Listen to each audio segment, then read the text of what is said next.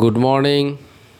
Discovering education for basics চ্যানেলে আজকে যে বিষয়টি নিয়ে আলোচনা করা হবে তা হলো কম্পিটেন্সি বেসড এডুকেশন এর যে সমস্ত অপরিহার্য বা গুরুত্বপূর্ণ কম্পোনেন্টস আছে এবং এর যে গুরুত্বপূর্ণ ক্যারেক্টারিস্টিক্সগুলি রয়েছে বা বৈশিষ্ট্যগুলি রয়েছে সেই বিষয়গুলি সম্পর্কে আমরা যথাযথভাবে আলোচনা করব।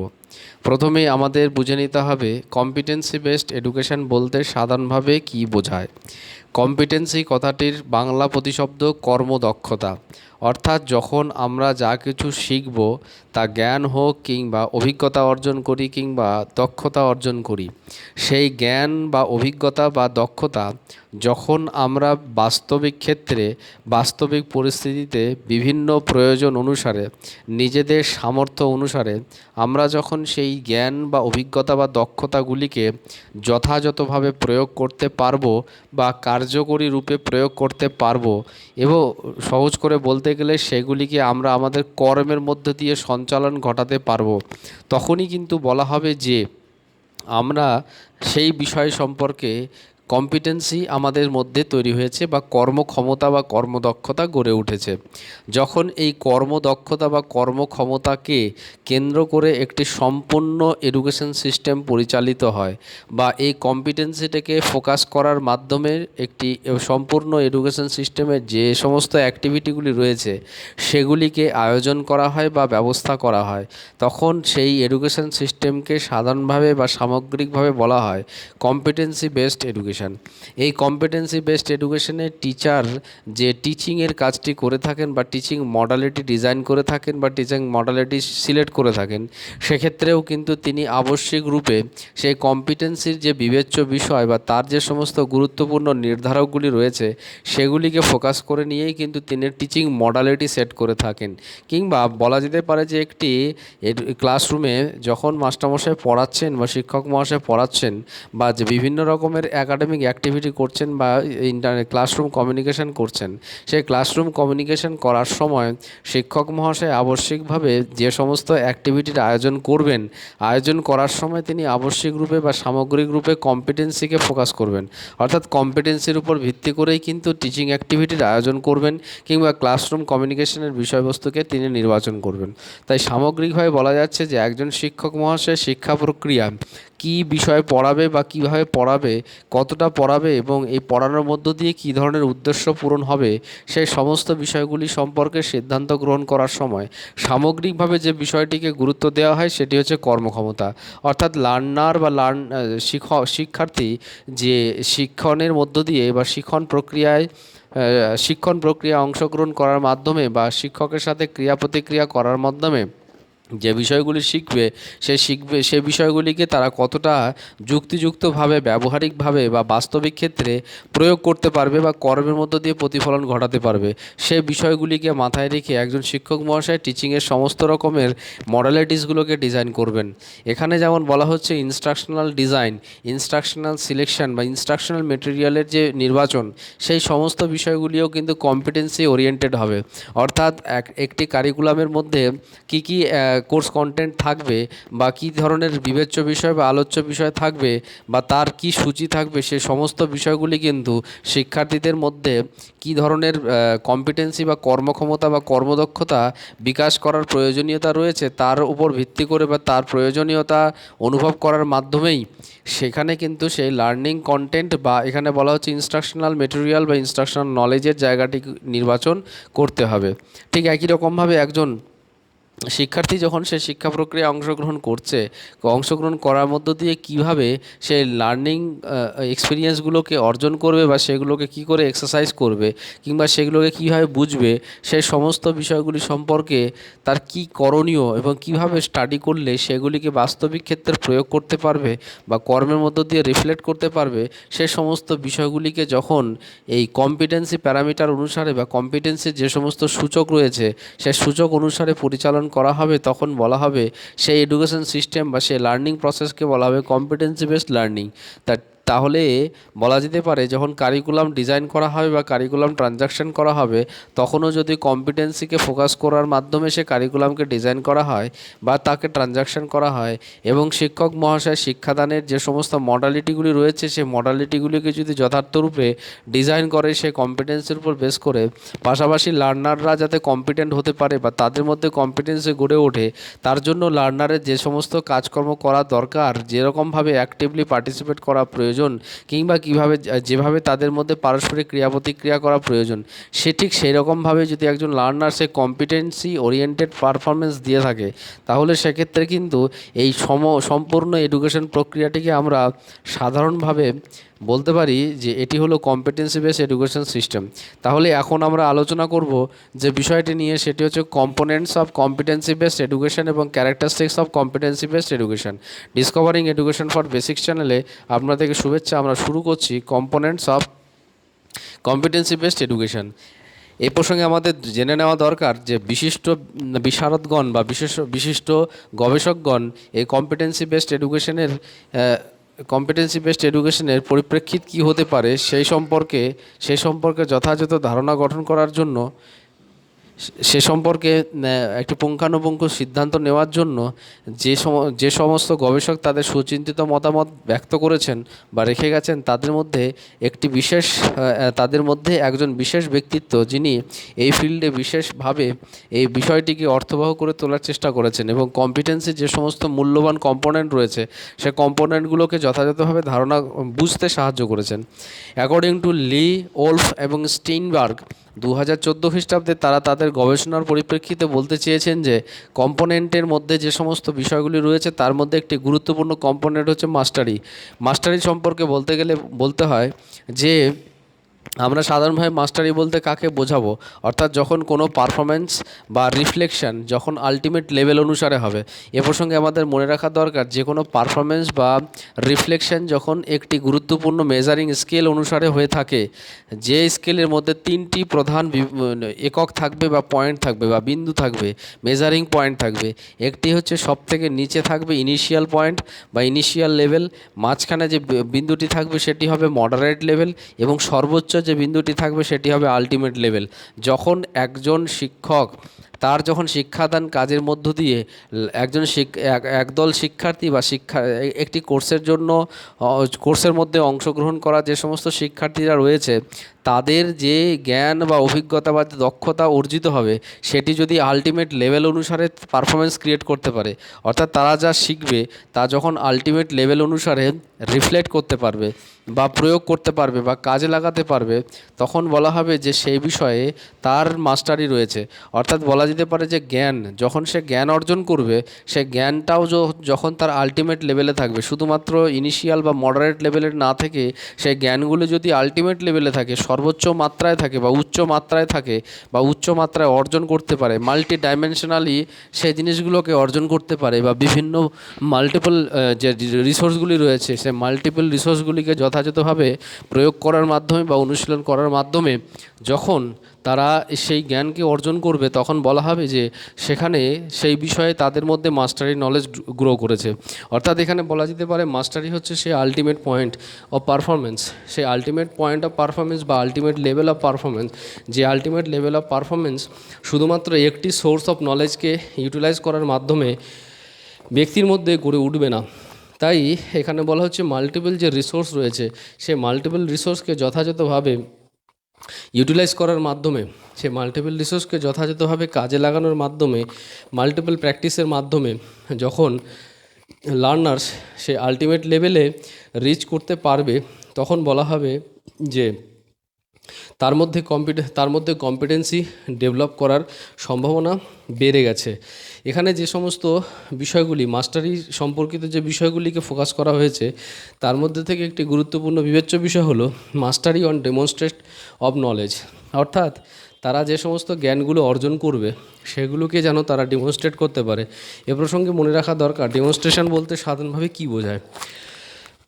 ডেমনস্ট্রেশন বলতে সাধারণভাবে বোঝায় যখন যখন যা কিছু আমরা শিখব তখন সেই শেখার মাধ্যমে যে বিষয়গুলি আমরা আলটিমেট লেভেলে রিচ করেছি সেটিকে যখন আমরা ইনিশিয়ালি অর্থাৎ ডেমনস্ট্রেশন আমরা দুরকমভাবে দু ধরনের ডেমনস্ট্রেশন আমরা দেখতে পাই, অ্যাকচুয়াল ডেমনস্ট্রেশন এবং ইনিশিয়াল ডেমনস্ট্রেশন।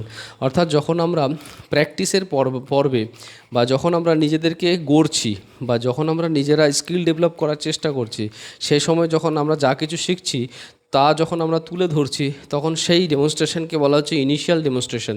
কিন্তু যখন আমরা সেই আমাদের লার্নিং প্রসেস যখন আমাদের কমপ্লিট হয়ে গেছে এবং কমপ্লিট হয়ে যাওয়ার পর সে লার্নড যে নলেজ, সে লার্ন নলেজকে যখন আমরা রিয়াল সিচুয়েশনে বা রিয়াল কনটেক্সটে যখন অ্যাপ্লাই করব এবং অ্যাপ্লাই করার মাধ্যমে যখন আমরা দেখিয়ে দেব বা দেখানোর চেষ্টা করবো বা বোঝানোর চেষ্টা করব যে আমরা যা শিখেছি তা আমরা কতটা প্রয়োগ করতে পারি, তখন সেই ডেমনস্ট্রেশনকে সাধারণভাবে বলা হয় অ্যাকচুয়াল ডেমনস্ট্রেশন।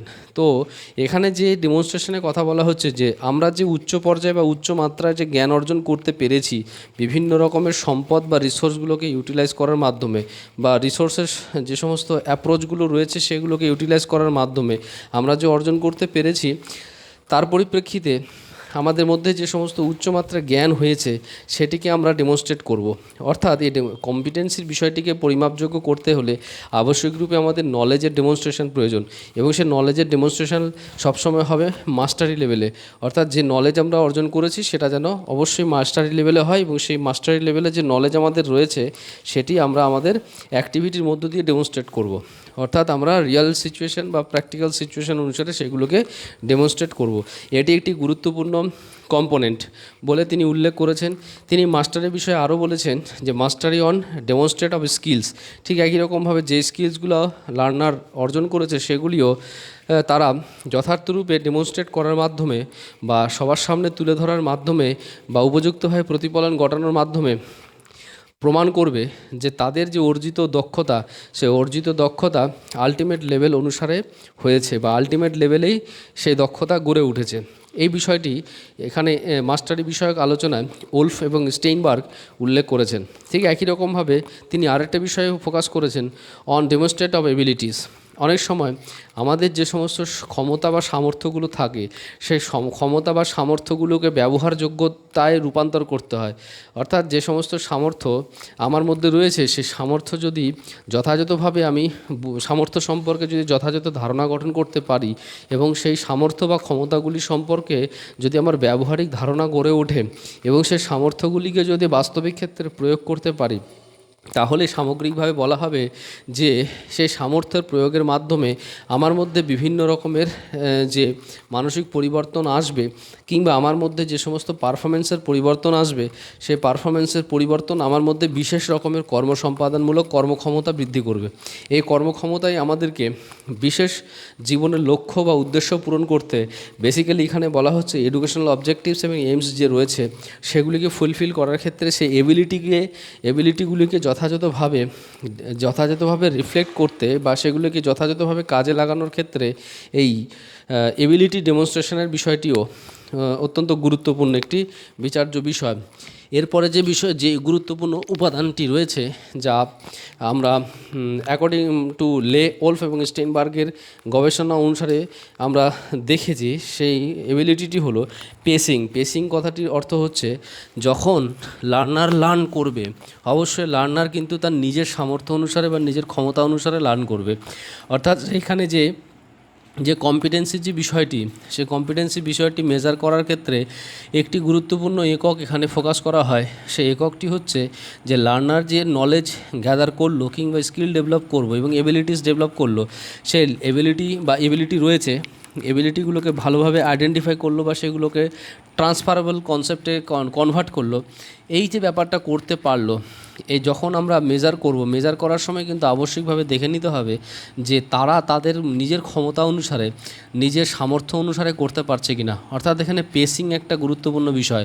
কখনোই এরকম হবে না যার বেশি এবিলিটি রয়েছে বা বুদ্ধিমত্তা রয়েছে বা যার বেশি পারফরমেন্স দেওয়ার ক্ষমতা রয়েছে আর যার কম পারফরমেন্স দেওয়ার ক্ষমতা রয়েছে তার পরিপ্রেক্ষিতে আমরা এই যে হাই পারফর্মারের যে পেসিং রেট হবে আর লো পারফর্মারের যে পেসিং রেট হবে, দুটো ডিফারেন্ট টাইপের হবে।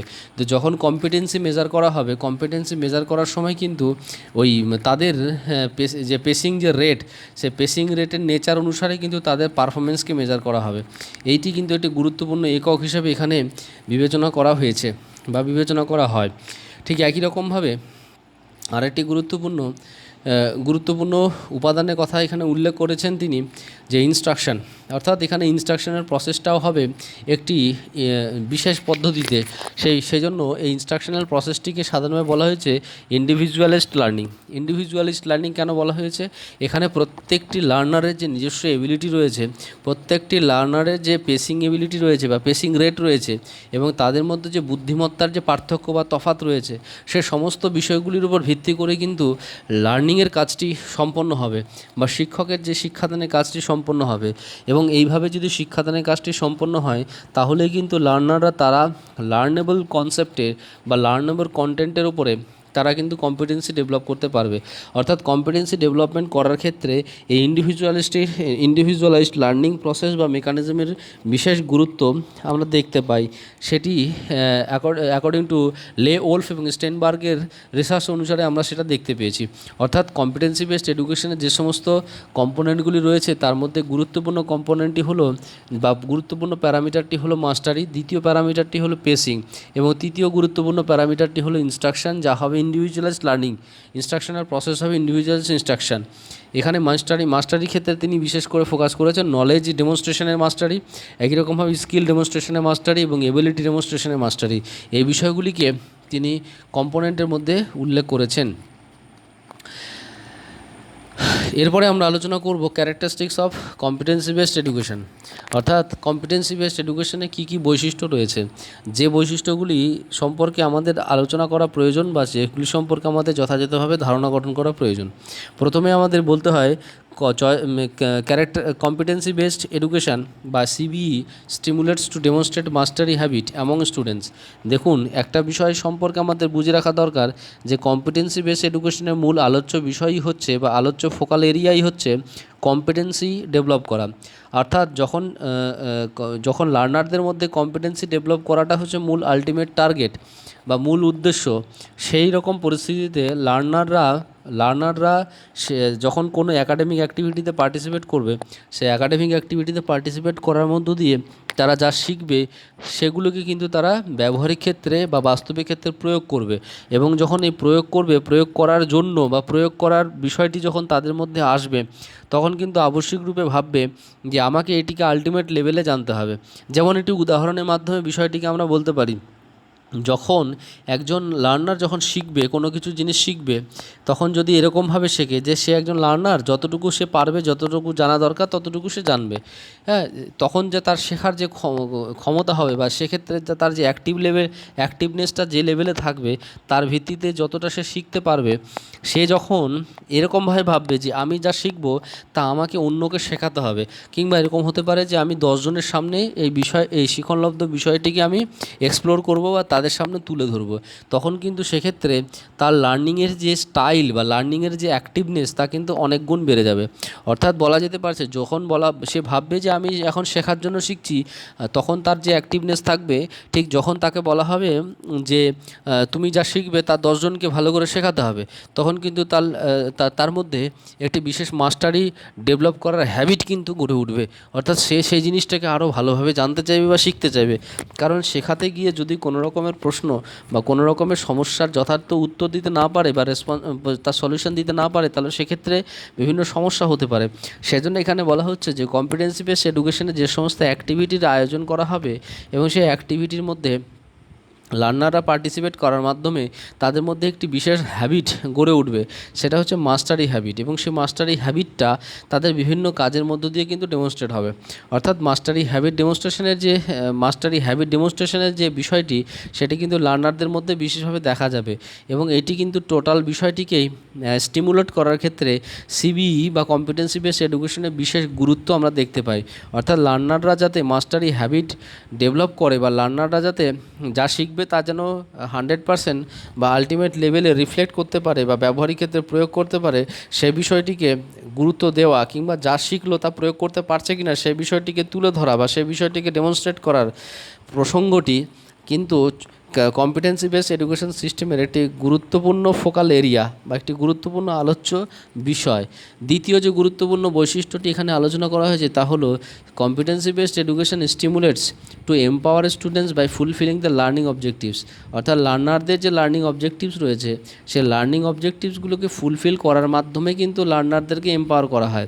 এখানে এই প্রসঙ্গে বলে রাখা দরকার, যেহেতু education system competency based oriented বা কম্পিটেন্সি বেসড এডুকেশন বেসড যে সমস্ত প্রিন্সিপালস বা প্যারামিটার্স রয়েছে সেগুলিকে গুরুত্ব দেওয়া হয়, তাই এখানে কিন্তু যা আয়োজন করা হয় টিচিংয়ের দিক থেকে যে সমস্ত আয়োজন হবে বা টিচারের পক্ষ থেকে যা আয়োজন হবে বা যে অ্যাক্টিভিটি ডিজাইন করা হবে, লার্নাররা যে সমস্ত অ্যাক্টিভিটির মধ্য দিয়ে লার্ন করবে কিংবা যে কারিকুলাম ট্রানজাকশানের যে প্রসঙ্গটি রয়েছে সেই কারিকুলাম ট্রানজাকশানের জন্য যে সমস্ত অ্যাক্টিভিটির ব্যবস্থা করা হবে বা কোকারিকুলার অ্যাক্টিভিটির ব্যবস্থা করা হবে, প্রত্যেকটি কাজে লার্নাররা যখন পার্টিসিপেট করবে বা অ্যাক্টিভলি ইনভলভ হবে, সেই ইনভলভ হওয়ার মাধ্যমে কিন্তু তাদের যে লার্নিং অবজেক্টিভস সেই লার্নিং অবজেক্টিভস ফুলফিল হবে। এবং এই লার্নিং অবজেক্টিভস যেমন মূলত কম্পিটেন্সি ওরিয়েন্টেড, এই competency oriented learning objectives fulfil করার মাধ্যমে লার্নারদেরকে এম্পাওয়ার করে তোলা যায়। অর্থাৎ বলা যায়, যখন একজন লার্নার শুধুমাত্র থিওরিটিক্যালি কোনো কিছু শিখবে তখন কিন্তু তার মধ্যে যা কর্মক্ষমতা বা কাজ করার ক্ষমতা বা বাস্তবিক সমস্যাকে ফেস করার যা সম্ভাবনা থাকবে, সেই লার্নারটিকে যখন তার স্কিল ডেভেলপ করা হবে কিংবা কম্পিটেন্সি ডেভেলপ করা হবে, তখন কিন্তু সেই লার্নারের বাস্তবিক পারফরমেন্স বা তার যে পারফরমেন্সের লেভেল, সে পারফরমেন্সের লেভেল বা রিয়ালিস্টিক যে পারফরমেন্স সেটি কিন্তু স্বাভাবিকভাবে বেড়ে যাবে।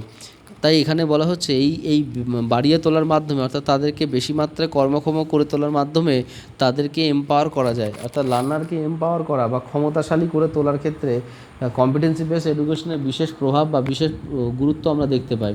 এরপরে যে বিষয়টি নিয়ে এখানে আলোচনা করা হয়েছে যে competency based education stimulates A assessment of meaningful and positive learning experiences of the students. অর্থাৎ বলা হচ্ছে যে লার্নাররা যে লার্ন করছে তারা যথার্থভাবে লার্ন করছে কি না, তারা যা শিখছে যে অভিজ্ঞতা তাদের হচ্ছে তা অর্থপূর্ণ কি না, এবং তাদের মধ্যে যে বিষয়টি শিখবে শেখার সময় তাদের মধ্যে যে পজিটিভ মাইন্ডসেট বা পজিটিভ দিকগুলো গড়ে উঠছে কি না, সে বিষয়গুলিকে অ্যাসেসমেন্ট করার ক্ষেত্রে কম্পিটেন্সি বেসড এডুকেশনের বিশেষ প্রভাব আমরা দেখতে পাই। তাহলে এখানে যে বিষয়টি বলা হয়েছে, competency based education stimulates for assessment of meaningful and positive learning experiences of students. অর্থাৎ লার্নাররা অ্যাক্টিভিটির মধ্য দিয়ে, টিচিং অ্যাক্টিভিটি বা লার্নিং অ্যাক্টিভিটির মধ্য দিয়ে কিংবা অ্যাকাডেমিক বা নন অ্যাকাডেমিক অ্যাক্টিভিটির মধ্য দিয়ে বা কারিকুলাম বা এক্সট্রা কারিকুলাম অ্যাক্টিভিটির মধ্য দিয়ে যে নলেজ বা এক্সপিরিয়েন্স গ্যাদার করবে, সে নলেজ বা এক্সপিরিয়েন্স মিনিংফুল কিনা, অর্থপূর্ণ কিনা, কিংবা সেটির একটা পজিটিভ সাইড বা পজিটিভ ডাইমেনশন রয়েছে কিনা, সেই বিষয়টিকে কিন্তু যথাযথভাবে পরিমাপ করার ক্ষেত্রে কম্পিটেন্সি বেসড এডুকেশনের বিশেষ প্রয়াস আমরা দেখতে পাই। অর্থাৎ কম্পিটেন্সি বেসড এডুকেশন কিন্তু সেই বিষয়টিকে যথাযথভাবে অ্যাসেস করার ক্ষেত্রে একটি গুরুত্বপূর্ণ ভূমিকা পালন করে থাকে। আমরা আলোচনা করছিলাম characteristics of competency based education, discovering education for basic চ্যানেলে আজকে আমাদের এই বিষয়টি নিয়ে আলোচনা হচ্ছে। এরপরে যে বিষয়টি উল্লেখ করতে হয় যে competency based education stimulates to receive knowledge and skills based on the own needs by providing different types of resources. অর্থাৎ লার্নারদের সামনে বিভিন্ন রকমের সম্পদ, মাল্টিপল রিসোর্স বা মাল্টিপল রিসোর্সের অপশান তাদের সামনে তুলে ধরা হয়, এবং সেই মাল্টিপল রিসোর্সগুলোকে ইউটিলাইজ করার মাধ্যমে তারা কিন্তু নিজেদের কম্পিটেন্সি বা কর্মক্ষমতা বাড়ানোর চেষ্টা করে। তবে এই প্রসঙ্গে মনে রাখা দরকার, যে সমস্ত লার্নারের যা যা প্রয়োজনীয়তা রয়েছে বা নিডস রয়েছে, সেই নিডসের পরিপ্রেক্ষিতে কিন্তু সেই রিসোর্সগুলোকে ইউটিলাইজ করবে, এবং সেই নিডসের পরিপ্রেক্ষিতে যখন রিসোর্সকে ইউটিলাইজ করবে তার পরিপ্রেক্ষিতে তাদের মধ্যে কিন্তু কম্পিটেন্সি গ্রো করবে। এই বিষয়টি কিন্তু এই ক্ষেত্রে অত্যন্ত তাৎপর্যপূর্ণ বা অত্যন্ত প্রাসঙ্গিক, এবং সেখানে বলা হচ্ছে যে এই যে বিভিন্ন রিসোর্সগুলোকে তাদের সামনে তুলে ধরা হবে বা সম্পদগুলোকে বা রিসোর্সের অপশানসগুলোকে যে তুলে ধরা হবে, সেগুলোকে তারা তাদের প্রয়োজন অনুসারে শিখবে এবং সেই প্রয়োজন অনুসারে শিখবে বা তাদের প্রয়োজন অনুসারে যে সমস্ত দক্ষতা অর্জন করা দরকার সেই দক্ষতাগুলো অর্জন করবে, কিংবা যে যে ধরনের নলেজ গ্রহণ করা দরকার সেই নলেজগুলোকে রিসিভ করবে। এই যে নিজের প্রয়োজন অনুসারে বা নিজের সামর্থ্য অনুসারে জ্ঞান সংগ্রহ কিংবা নিজের সামর্থ্য অনুসারে দক্ষতা অর্জন, এর বিষয়টি বা সেই সম্পর্কিত একটি অভ্যাস গঠন করার ক্ষেত্রে কম্পিটেন্সি বেসড এডুকেশনের বিশেষ প্রভাব আমরা দেখতে পাই। অর্থাৎ এই কম্পিটেন্সি বেসড এডুকেশনের মাধ্যমে লার্নারদের মধ্যে এই ধরনের হ্যাবিট তৈরি করতে কিন্তু বিশেষভাবে সাহায্য করবে। অর্থাৎ তারা যা শিখবে বা তারা যা জানবে কিংবা যে দক্ষতা অর্জন করবে সে সমস্ত কিছু কিন্তু তাদের নিড বেসড হবে। অর্থাৎ প্রয়োজনহীন বা প্রয়োজন নেই এরকম কোনো বিষয়, এমন কোনো জ্ঞান বা অভিজ্ঞতা তারা কিন্তু সংগ্রহ করবে না। যেগুলির প্রয়োজন আছে, তাদের যে বাস্তবিক জীবনের বিভিন্ন সমস্যা বা প্রয়োজন পূরণ করার ক্ষেত্রে গুরুত্ব রয়েছে, সেই বিষয়গুলিকে বা সেই বিষয়গুলি সম্পর্কে জ্ঞান অর্জন করা বা দক্ষতা অর্জন করার বিষয়টি কিন্তু বিশেষভাবে বিষয়টিকে নিয়ন্ত্রণ করতে বা মনিটরিং করতে কম্পিটেন্সি বেসড এডুকেশন সিস্টেমের বিশেষ প্রভাব আমরা দেখতে পাই। এরপরে যে পয়েন্টটিতে আলোচনা করা রয়েছে তা হলো competency based education stimulates to apply and create knowledge opportunity appropriately. তাহলে এখানে কি বলা হচ্ছে, কম্পিটেন্সি বেসড এডুকেশন কি করে? মূলত এখানে আমরা আলোচনা করেছি শুরু থেকেই যে লার্নার যা লার্ন করবে তা যেন সরাসরি তারা অ্যাপ্লাই করতে পারে। লার্নার যা লার্ন করবে সে যদি অ্যাপ্লাই করতে পারে তাহলে কিন্তু কম্পিটেন্সি এস্টাবলিশড হবে। সে যদি অ্যাপ্লাই করতে না পারে তাহলে কম্পিটেন্সি এস্টাবলিশড হবে না। সাধারণভাবে আমরা গতানুগতিক এডুকেশন সিস্টেমে আমরা দেখে থাকি যে যতজন লার্নার কোনো একটি কোর্সে ভর্তি হয় তাদের সবাই বা অধিকাংশই যে তাদের যে এই যে নলেজকে অ্যাপ্লাই করার যে টেন্ডেন্সি বা হ্যাবিট সেটি কিন্তু আমরা দেখতে পাই না। এবং তা না দেখতে পাওয়ার জন্য এই যে এডুকেশন সিস্টেম রয়েছে বা যে ট্র্যাডিশনাল সিস্টেম রয়েছে সেই ট্র্যাডিশনাল সিস্টেম কিন্তু রিসোর্স ক্রিয়েট করতে পারছে না।